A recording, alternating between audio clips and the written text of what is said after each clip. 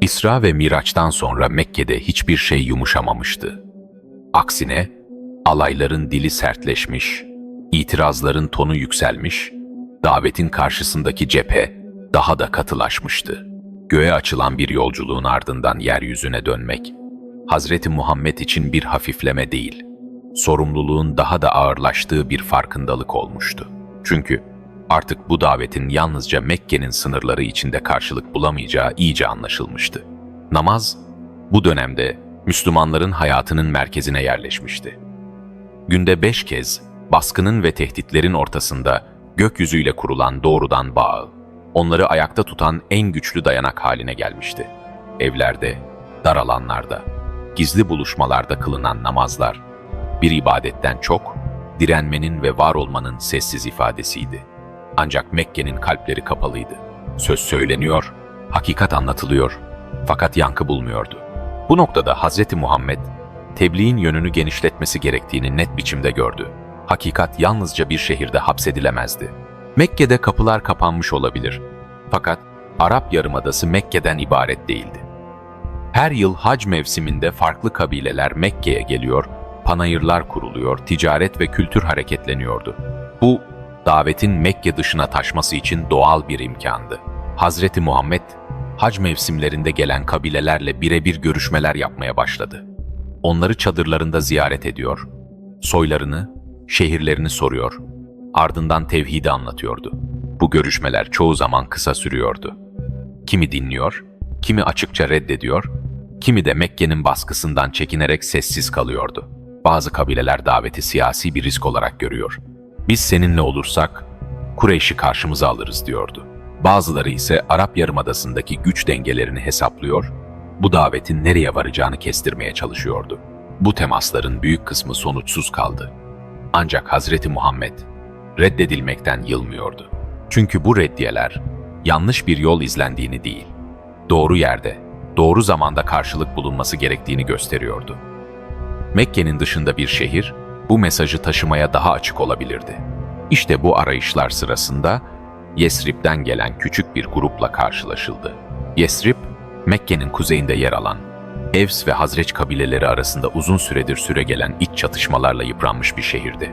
Yahudi kabileleriyle yapılan ittifaklar, bozulan dengeler ve bitmeyen kan davaları şehirde güçlü bir otorite boşluğu oluşturmuştu. Halk yıllardır süren bu kargaşadan yorulmuştu. Yeni bir söz, yeni bir yol, yeni bir lider arayışı sessizce olgunlaşıyordu. Rivayetlere göre bu ortamdan gelen 6 kişilik bir Hazreçli grup hac mevsiminde Hazreti Muhammed'le karşılaştı. Onlar Yahudilerden sıkça son peygamber beklentisini duymuş, zaman zaman bu beklentiyle tehdit edilmiş insanlardı. Hazreti Muhammed'in anlattıkları onlara yabancı gelmedi. Anlatılan hakikat hem kalplerine dokunuyor hem de Yesrib'in yaralı yapısına bir çözüm ihtimali sunuyordu. Bu 6 kişi İslam'ı kabul etti. Bu kabul ne büyük bir kalabalığın önünde yapıldı ne de şehirde yankı uyandıran bir törenle ilan edildi. Sessizdi, sakin ve derindi. Ancak tarihsel etkisi büyüktü. Çünkü bu, Mekke dışındaki bir şehrin İslam'a ilk defa kapı aralaması anlamına geliyordu. Bu kişiler, Yesrib'e döndüklerinde gördüklerini ve duyduklarını anlatmaya başladılar. Henüz sistemli bir davet yoktu. Fakat söz, evlerden evlere dolaşıyor. İnsanlar bu yeni inancı merak ediyordu. Yesrib'de ilk kez İslam, Mekke'den bağımsız bir zemin bulmuştu. Bu zemin henüz kırılgandı ama gerçekti. Hazreti Muhammed için bu gelişme bir sonuç değil, bir işaretti. Yıllardır Mekke'de süren baskının ardından ilk kez bir şehir, çatışmadan, taşlamadan, hakaretten uzak bir ihtimal olarak görünmüştü. Henüz bir davet merkezi değildi, fakat bir umut hattı açılmıştı. Mekke'de ise bu temaslar fark edilmeye başlanmıştı. Kureyş, davetin yalnızca kendi kontrol alanlarıyla sınırlı kalmadığını sezince daha da tedirgin oldu. Çünkü bu, artık sözün Mekke dışına taşması, kontrol edilemeyen bir sürecin başlaması demekti. Hazreti Muhammed ise bu süreci aceleye getirmedi. Yesrib'le kurulan bağın sağlamlaşması gerekiyordu. Zorla değil, bilinçle, korkuyla değil, iradeyle kurulmuş bir birliktelik olmalıydı. Bu yüzden bir sonraki hac mevsimi beklenmeye başlandı. O mevsim, yalnızca yeni ziyaretçileri değil, tarihin yönünü belirleyecek bir dönüm noktasını da beraberinde getirecekti. Yesrib artık sadece bir şehir adı değildi. Yavaş yavaş yeni bir merkezin ihtimali haline geliyordu.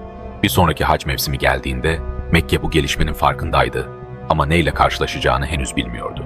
Yesrib'den bu kez daha hazırlıklı, daha bilinçli bir grup gelmişti. Aradan geçen bir yıl içinde o ilk 6 kişi şehirlerinde İslam'dan söz etmiş, güvendikleri insanlara anlatmış, sözün yankısını ölçmüştü. Artık bu bireysel bir merak değil, toplumsal bir arayış haline gelmişti. Bu hac mevsiminde Yesrib'den gelen 12 kişi Hazreti Muhammed ile Akabe denilen yerde gece vakti gizlice buluştu. Bu buluşma Mekke'deki gözlerden uzak tutulmuştu. Çünkü artık Kureyş'in baskısı yalnızca sözle değil, fiili müdahaleyle hissediliyordu. Yapılan görüşme sade ama belirleyiciydi. Tevhid anlatıldı. Ahlaki sorumluluklar konuşuldu. Putlara tapmamak, hırsızlık yapmamak, zina etmemek, çocukları öldürmemek, iyiliği emredip kötülükten sakındırmak gibi temel ilkeler üzerinde söz verildi. Bu buluşma tarihe 1. Akabe biatı olarak geçti. Bu biat bir savaş yemini değildi. Mekke'yi karşılarına alma sözü değildi. Bu iman ve ahlak üzerine verilen bir bağlılık sözüydü. Yesribliler Hazreti Muhammed'e inanacaklarını, onu yalnız bırakmayacaklarını ama henüz silahlı bir koruma taahhüdünde bulunmadıklarını açıkça ortaya koymuşlardı. Bu dürüstlük, ilişkinin sağlam temeller üzerine kurulmasını sağladı. Hazreti Muhammed bu aşamada önemli bir karar verdi. Yesrib'de oluşan bu yeni zeminin gelişigüzel büyümesine izin vermek yerine bilinçli ve düzenli bir eğitim süreci başlatılmalıydı. Bu amaçla henüz genç yaşında olmasına rağmen ahlakı, hitabeti ve Kur'an bilgisiyle öne çıkan Musab Umeyr Yesrib'e gönderildi. Musab'ın görevi açıktı. İnsanlara baskı kurmadan, tartışmaya girmeden, örnek olarak İslam'ı anlatmak. Yesrib'de Musab'ın faaliyetleri kısa sürede etkisini gösterdi. Ev ev dolaşıyor, kabile büyükleriyle konuşuyor, Kur'an okuyordu. Onun üslubu sert değildi. Sakin, ikna edici ve sabırlıydı. İslam, Yesrib'de bu sayede bir karşıtlık hareketi olarak değil, bir düzen ve çözüm teklifi olarak algılanmaya başladı. Evs ve Hazreç kabilelerinin önde gelen isimlerinden bazıları, Musab'ı dinledikten sonra İslam'ı kabul etti. Bu kabuller, şehirdeki dengeleri değiştirdi. Çünkü artık iman edenler, yalnızca gençler ya da alt tabakadan insanlar değildi. Sözü geçen, karar alabilen kişiler de bu halkaya dahil olmaya başlamıştı. Yesrib'de namaz cemaatleri oluştu. Kur'an okunuyor, insanlar yeni bir ahlaki çerçeveyle tanışıyordu. Bu süreç Mekke'deki Darül Erkam tecrübesine benziyordu. Ancak bu kez açık bir şehir zemininde gerçekleşiyordu. Yesrib, farkında olmadan yeni bir merkez olma yoluna girmişti. Bir yıl sonra gelen hac mevsimi bu dönüşümün sonucunu ortaya koydu. Bu kez Akabe'ye gelen grup yalnızca 12 kişi değildi. 70'ten fazla kadın ve erkek Hazreti Muhammed'le görüşmek üzere gizlice Mekke'ye gelmişti. Bu buluşma önceki gibi ahlaki ilkelerle sınırlı değildi. Artık mesele yalnızca inanmak değil, bu inancı korumak ve yaşatmak meselesiydi. Gece vakti yapılan görüşmede Yesribliler Hazreti Muhammed'e çok daha ağır bir sorumluluk teklif ettiler. Onu şehirlerine davet ediyor. Kendi canlarını ve ailelerini korudukları gibi onu da koruyacaklarına söz veriyorlardı. Bu fiili bir sahiplenmeydi. Mekke'ye karşı açık bir duruş anlamına geliyordu. Hazreti Muhammed bu sözü hemen kabul etmedi. Teklifin ne anlama geldiğini net biçimde ortaya koydu. Bunun Arap Yarımadası'ndaki güç dengelerini değiştireceğini, Kureyş'le açık bir çatışma ihtimalini doğuracağını açıkça söyledi. Yesribliler bunu bilerek geldiklerini ifade ettiler. Artık geri dönüşü olmayan bir yola girdiklerinin farkındaydılar. Bu buluşma tarihe 2. Akabe biatı olarak geçti. Bu biatla birlikte İslam tarihinde yeni bir dönem fiilen başlamış oldu. Mekke artık yalnızca bir tebliğ merkezi değil, aynı zamanda terk edilmesi gereken bir baskı alanı haline gelmişti. Yesrib ise korunacak, inşa edilecek ve birlikte yaşanacak yeni bir toplumun adresi olarak öne çıkıyordu. Biatın ardından Hazreti Muhammed Müslümanlara hicret izni verdi. Bu izin ani bir kaçış değil, planlı ve aşamalı bir geçiş süreciydi. Müslümanlar gruplar halinde dikkat çekmeden Mekke'den ayrılmaya başladı. Evler boşalıyor, ticaret bağları sessizce kopuyordu. Kureyş bu hareketliliği fark ettiğinde artık çok geçti. Davetin yalnızca fikir düzeyinde kalmadığını, somut bir toplumsal merkeze doğru yöneldiğini anlamışlardı. Mekke'deki denge ilk kez bu kadar ciddi biçimde sarsılıyordu. Bu gidişin durdurulması gerekiyordu. Aksi halde Mekke, davetin merkezini tamamen kaybedecekti. Bu nedenle Kureyş ileri gelenleri Darün Nedve'de toplandı. Amaç, bu süreci kökten sona erdirecek kesin bir karar almaktı. Farklı öneriler ortaya atıldı. Kimi, Hazreti Muhammed'in şehirden sürülmesini savundu, kimi hapsedilmesini. Ancak bu önerilerin hiçbiri yeterli görülmedi. Çünkü sürgün, davetin başka yerlerde yayılmasına yol açabilirdi. Hapis ise kabileler arası çatışmayı tetikleyebilirdi. Sonunda en sert ve en tehlikeli plan benimsendi. Her kabileden seçilecek bir genç aynı anda saldıracak, böylece kan davası tek bir kabilenin üzerine yıkılamayacaktı. Bu, Arap toplumunun örflerine göre hesaplanmış bir plandı. Amaç açıktı, davetin taşıyıcısını ortadan kaldırmak.